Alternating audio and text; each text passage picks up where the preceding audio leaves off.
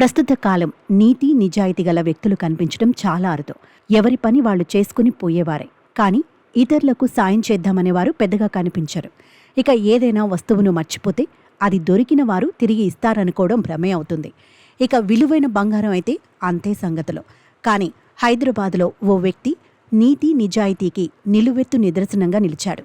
పాత బస్తీ పరిధిలోని శాలిబండ పోలీస్ స్టేషన్ పరిధిలో ఒక వ్యక్తికి 12 తులాల బంగారం ఉన్న బ్యాగ్ దొరికింది. దాని విలువ ప్రస్తుత మార్కెట్ ప్రకారం దాదాపు 12 లక్షల రూపాయలు పైమాటే.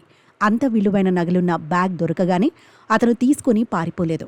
బ్యాగ్, అందులో బంగారం దొరికిన విషయాన్ని పోలీసులకు చెప్పాడు.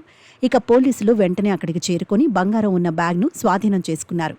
కాలాపత్తా న్యూ రోడ్లో సీసీటీవీ ఫుటేజ్ను పరిశీలించి నిజమైన బ్యాగ్ యజమానిని గుర్తించారు. ఆ తర్వాత వారి వద్ద బంగారానికి సంబంధించిన రసీదులను పరిశీలించి వారికి అప్పగించారు. పోయిందనుకున్న బంగారం తిరిగి తమ చెంతకు చేరడంతో సదరు కుటుంబం సంతోషం వ్యక్తం చేసింది. కానీ బ్యాగ్ దొరకగానే తీసుకుని వెళ్లిపోకుండా పోలీసులకు విషయం తెలియచేసి నిజాయితీగా నడుచుకున్న సదరు వ్యక్తిని అందరూ ప్రశంసిస్తున్నారు. ఆ వ్యక్తిని పోలీసులు రివార్డుతో సత్కరించినట్లు తెలిసింది.